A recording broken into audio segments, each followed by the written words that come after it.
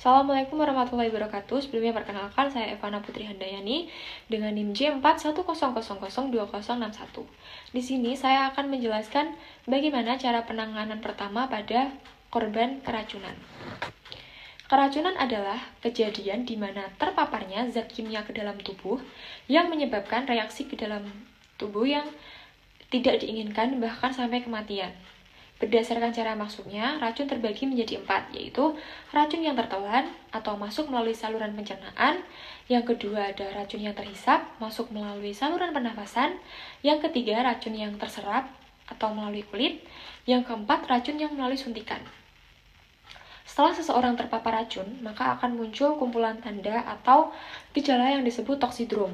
Gejala ini dapat membantu dalam menegakkan diagnosis ketika zat pemapar tidak diketahui secara pasti. Adapun tindakan yang dapat dilakukan apabila menemukan korban keracunan. Yang pertama yaitu menyiapkan alat seperti air bersih, kemudian sikat, gunting, simple mesh atau NRM, tabung oksigen, susu, selang NGT apabila keracunan melalui saluran pencernaan, handscoon, dan APD yang sesuai dengan kondisi bahaya.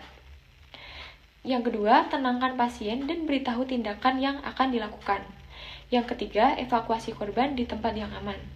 Yang keempat, kaji jalan nafas, pernafasan, sirkulasi. Apabila terdapat masalah, maka segera lakukan tindakan penanganan.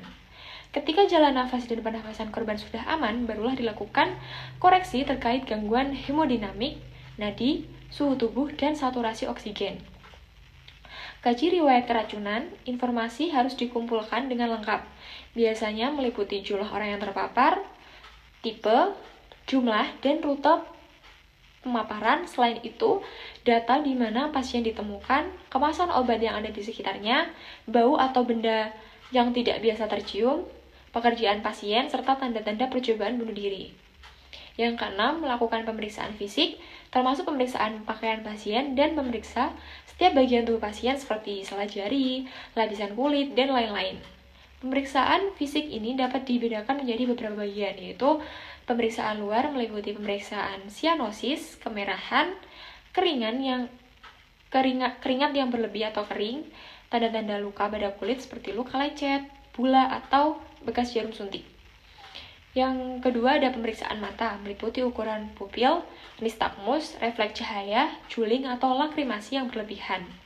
Yang ketiga, pemeriksaan mulut meliputi hipersalivasi atau mulut yang kering sampai dengan orofaring. Yang keempat, pemeriksaan paru meliputi bronkorea, suara napas tambahan, dan sesak. Yang kelima, pemeriksaan jantung untuk mengetahui ritme, denyut, maupun keteraturan. Yang keenam, ada bising usus, retensio urin, kram, dan kekakuan perut. Yang ketujuh, ada refleka fisiologis dan patologis, evaluasi saraf kranilanis, koordinasi, serta tonus otot. Langkah yang ketujuh, lakukan dekontaminasi. Dekontaminasi adalah salah satu upaya untuk mengeluarkan zat racun dari dalam tubuh.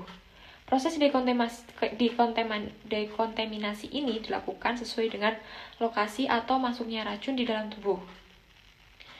Dekontaminasi mata harus dibilas atau irigasi dengan air bersih atau cairan isotonis atau NaCl 0,9% selama 15 menit per suhu 15-35 derajat Celcius setelah diberikan obat anestesis seperti antokain, tetes mata sampai racun yang mengenai mata berkurang atau hilang. Kemudian ada dekontaminasi kulit. Basahi kulit dengan air mengalir sambil melepas pakaian. Bilas dengan air hangat yang banyak sembari memberikan penanganan standar luka bakar. Kemudian sikat atau bersihkan bawah kuku serta rambut. Lakukan pengontrolan 24-27 jam dan hari kerja. Hari ke-7.